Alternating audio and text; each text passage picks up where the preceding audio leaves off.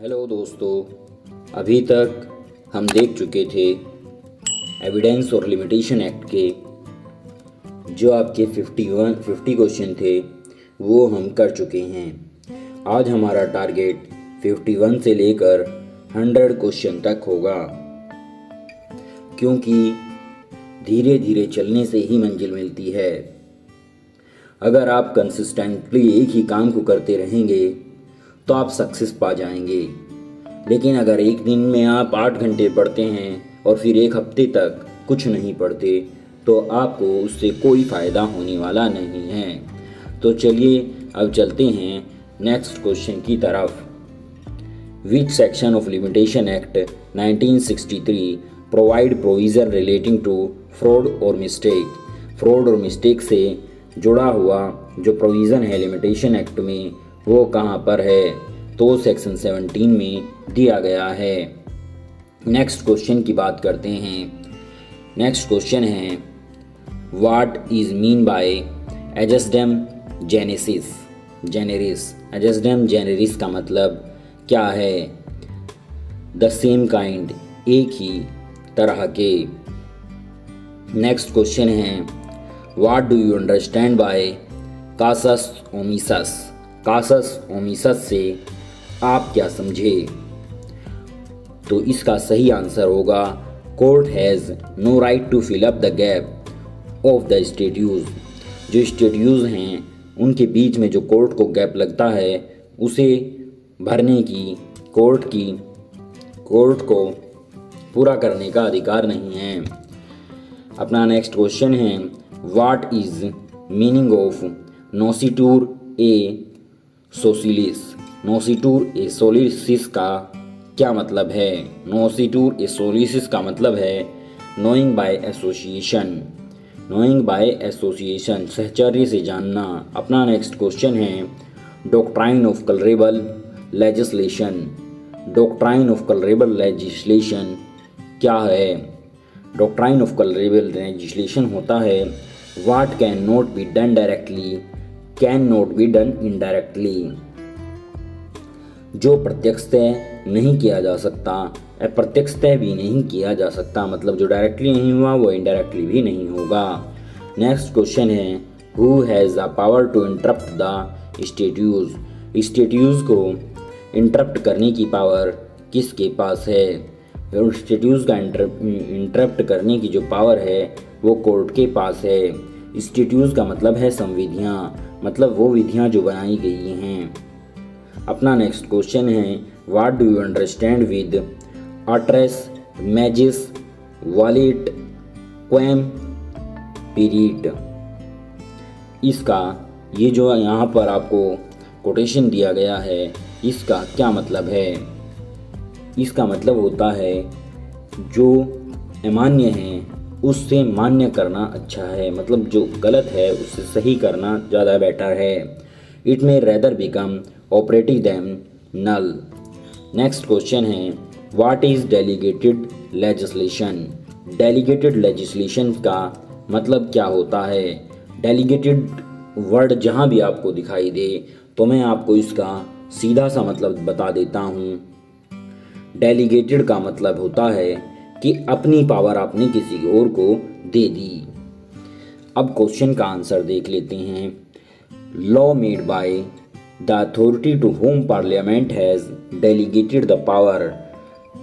Law उस authority के द्वारा बनाया गया है जिसे पार्लियामेंट ने अपनी पावर दी है। अपना नेक्स्ट क्वेश्चन होगा which is the first case decided by the supreme court on delegated legislation. Delegated legislation पर सुप्रीम कोर्ट के द्वारा डिसाइड किया गया पहला केस कौन सा था? तो वो था रीड एली लॉज एक्ट।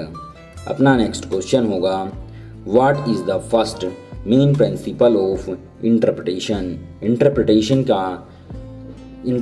के जो प्रिंसिपल हैं उनमें पहला प्रिंसिपल जो मेन प्रिंसिपल है वो कौन सा है? वो है literal rule of interpretation. Next question है who said codifying statutes mean to elaborate express the whole of law on the specific subject matter wherein the draftman make the effort to include all the rule of general law relating to foreign legal provision and subject। ये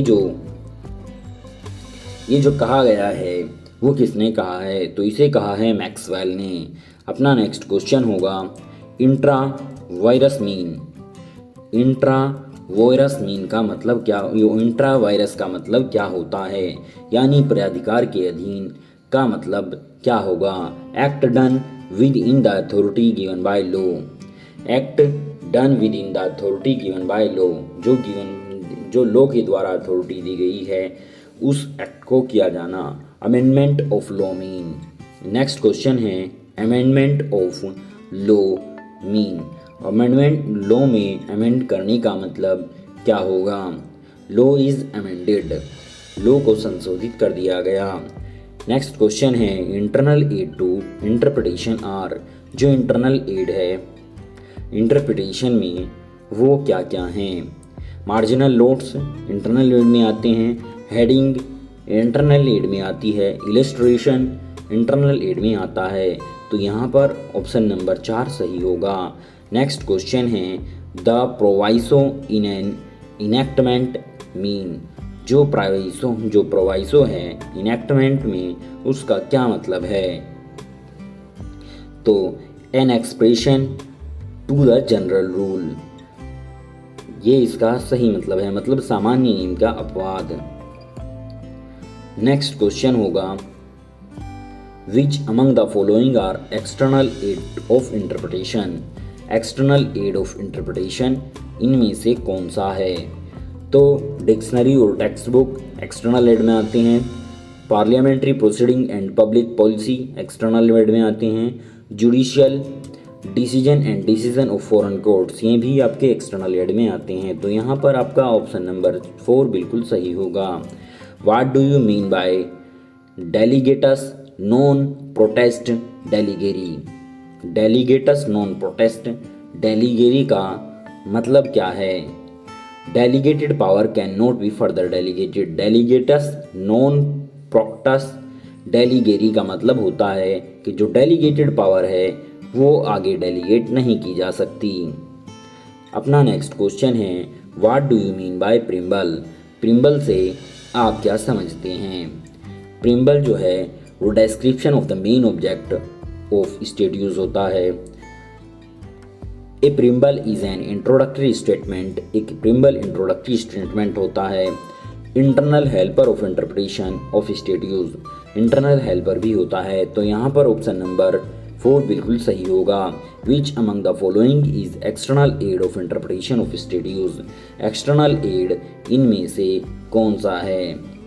historical background जो है वो external aid में आते हैं। Preamble definition और प्रोवाइसो ये आपके इंटरनल एड में आते हैं। अपना नेक्स्ट क्वेश्चन है from which date a statute will be deemed to have come into force. जो एक स्टेट्यूट है वो कब फोर्स में आता है यानी कब लागू समझे जाता है? तो वो from the date of publish in the gazette, जिस दिन से गजट में प्रकाशित हो जाएगा उस दिन से उसे क्या मान लिया जाएगा? उसे केम इनटू फोर्स मान लिया जाएगा, मतलब लागू मान लिया जाएगा। नेक्स्ट क्वेश्चन है under which article of constitution of India provision relating to doctrine of eclipse are provided. Doctrine of eclipse का जो प्रोविज़न है वो कॉन्स्टिट्यूशन के किस आर्टिकल में है? आर्टिकल 13(1) में, 13 सब क्लोज 1 में। अपना नेक्स्ट क्वेश्चन है doctrine of pith and substance. जो doctrine of pith and substance है वो किससे रिलेटेड है? Interpretation of statute to solve the problem of competing legislature in the same field. Next question है what is not internal aid for the interpretation of statute among the following. इनमें से कौन सा internal add नहीं है? तो वो है पॉपुलर लॉ जनरल, ये आपके इंटरनल एड में नहीं आते स्टेट यूज के। नेक्स्ट क्वेश्चन है what do you understand with the beneficial construction. Beneficial construction से आप क्या समझते हैं? Where the language fail to achieve the object more extended meaning could be given to it to achieve the object if the language is susceptible to it. अपना next question है, in which case the Supreme Court laid down that the Parliament has sovereign power to amend the Constitution, but it has no power to demolish the basic structure of Constitution. मतलब amendment जो हैं वो basic structure of constitution को नहीं खत्म कर सकते, demolish नहीं कर सकते। तो केस था जिसमें ये बात कही गई थी, Kesavananda Bharati versus state of Kerala. अपना नेक्स्ट क्वेश्चन है, regarding the constituency of an act, the presumption is that जो आपकी कॉन्स्टिट्यूएंटली है, कॉन्स्टिट्यूशनलिटी, जो आपकी कॉन्स्टिट्यूशनलिटी है उसके रिगार्डिंग जो प्रिजम्पशन होता है वो क्या होता है? प्रिजम्पशन इज कॉन्स्टिट्यूशनल, प्रिजम्पशन जो है वो कॉन्स्टिट्यूशनल होगा। नेक्स्ट क्वेश्चन है, what do you understand by रेशियो डेसिडेंडाई ऑफ ए केस? रेशियो डेसिडेंडाई से आप क्या समझते हैं? The legal reasoning of a case. रेशियो डेसिडेंडाई जो है वो लीगल रीजनिंग है। ऑप्शन नंबर 2 बिल्कुल सही है, the legal reasoning of a case. Next question है, what is case law? Case law क्या है? Law made by the judiciary, जो कानून जुडिशरी के द्वारा बनाए जाते हैं उन्हें लॉ मेड बाय जुडिशरी कहा जाता है और वही केस लॉ होते हैं। अपना नेक्स्ट क्वेश्चन है, when there is no need of presumption, presumption की कब हमें ज़रूरत नहीं होगी? The intention of legislature is clear, जहाँ पर लेजिस्लेचर की जो इंटेंशन है वो बिल्कुल क्लियर होगी। व्हाट इज डॉक्ट्राइन ऑफ स्टेयर डेसिसिस? स्टेयर डेसिसिस का जो सिद्धांत है या डॉक्ट्राइन है उससे आप क्या समझे? द डॉक्ट्राइन ऑफ प्रेसिडेंट, उससे वो जो है वो डॉक्ट्राइन ऑफ प्रेसिडेंट है, मतलब पूर्व न्याय का सिद्धांत है। What is harmonious construction?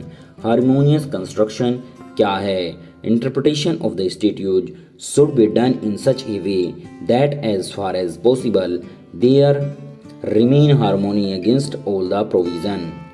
अपना नेक्स्ट क्वेश्चन होगा, if there is any appearance of inconsistency between the schedule and specific provision, schedule और स्पेसिफिक प्रोविज़न के बीच में अगर इनकंसिस्टेंसी दिखाई देती है, विच विल प्रिवेल, तो कौन उसका अभिदायी होगा? तो इसका सही आंसर होगा जो प्रोविज़न हैं, प्रावधान जो किए गए हैं वही उसके प्रिवेल होंगे। Rule regarding construction of a welfare statute is that it should be, जो रूल हैं किसके रिगार्डिंग? कंस्ट्रक्शन के रिगार्डिंग, वेलफेयर के स्टैट्यूट्स के, वो it should be liberally constructed, उन्हें लिबरली बनाया जाता है। अपना नेक्स्ट क्वेश्चन होगा, what is the basic feature relating to interpretation of a penal? जो बेसिक फीचर्स हैं इंटरप्रिटेशन ऑफ पेनल स्टैट्यूट्स के वो क्या हैं?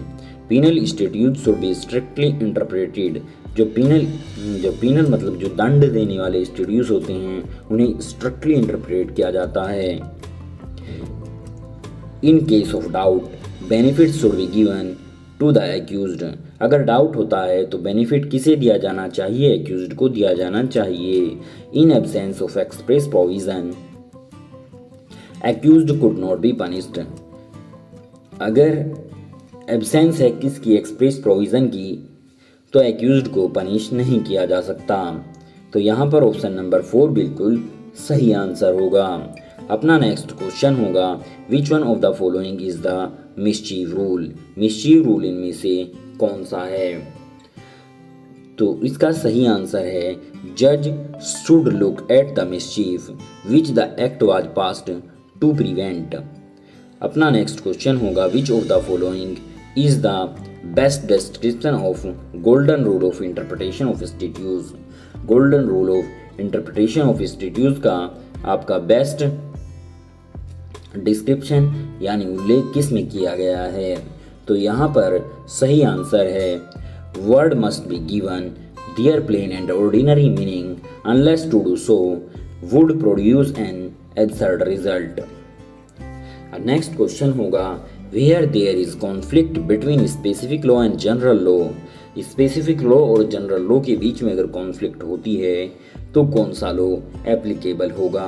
तो यहाँ पर स्पेसिफिक लॉ जो है वो एप्लीकेबल होगा। नेक्स्ट क्वेश्चन की बात की जाए तो what is the principle of पारीमेटेरिया। पारीमेटेरिया का जो प्रिंसिपल है वो क्या है, तो वो है the law of the same matter on the same subject must be constructed with reference to each other. अपना नेक्स्ट क्वेश्चन है which article of constitution of India relate rule of law. Constitution of India का कौन सा article है जो rule of law की बात करता है, तो वो है आर्टिकल नंबर 14। ये क्वेश्चन कॉन्स्टिट्यूशन वाले पेपर में भी था।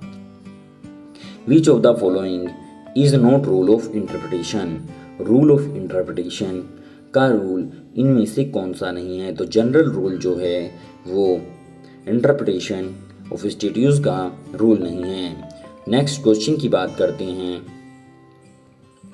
Order 7 of CPC deal with. जो ऑर्डर 7 है सीपीसी का वो किस से डील करता है, तो प्लेंट से डील करता है। Procedure for return of plaint is provide in.